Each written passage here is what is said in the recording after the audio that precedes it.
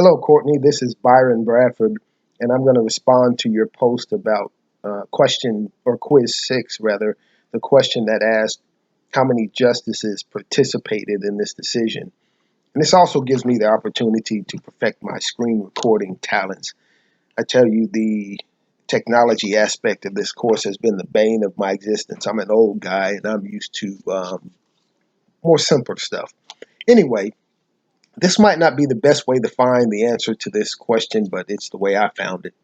So the first thing I'm going to do is I'm going to scroll down past this part, because remember, the synopsis, the background, the holdings, the head notes are not information provided by the court, but rather that's information provided by the editors.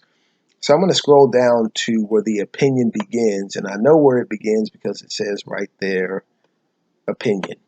And right below that, I've got, why does that keep coming up? Right below that, I've got Waller, presiding justice.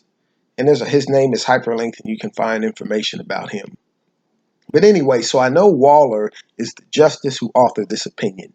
And to author the opinion, obviously he had to participate. So that's one justice who participated in this opinion. So to refine the remaining justices, I'm going to scroll down to the end of the opinion, toward the end. And right below the conclusion, I have this information right here. This information gives me all of the justices who sit on the Mississippi Supreme Court. It's not going to list Waller's name because he authored the opinion and obviously he sits on the court. But this is going to give me the remaining justices on the Mississippi Supreme Court. And why that keeps coming up, I don't know. So I can count, and by the way, the names are hyperlinked, and I think, I'm not sure, but when the name is not hyperlinked, that justice no longer sits on that court. Maybe he passed away, or maybe he was voted off the court, or what have you.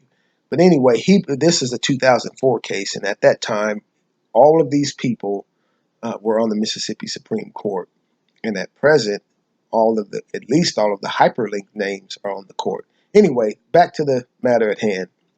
What I'm going to do first is count the number of justices on the Mississippi Supreme Court. So the authoring justice is 1. Then Smith is 2. Cobb is 3. Carlson is 4. Dickinson 5. Randolph 6.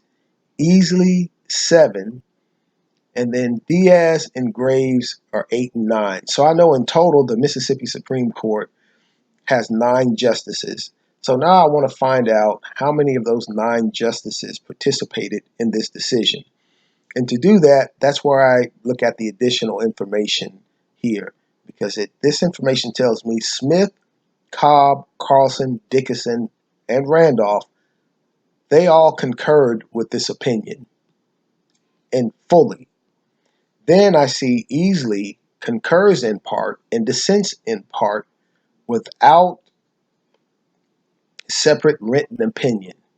So he agreed with this opinion in part and he dissented in part, but he chose not to write a separate opinion to, in this case, explain why he dissents. But nonetheless, in order to concur and or dissent, you have to participate in the opinion. Next, I have Diaz and Graves. And right beside those names, not participating.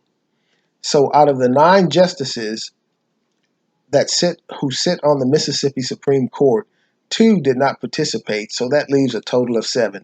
Again, we have the authoring judge, who is Waller. He's 1. Smith is 2. Cobb is 3. Carlson is 4. Dickinson is 5. Randolph is 6.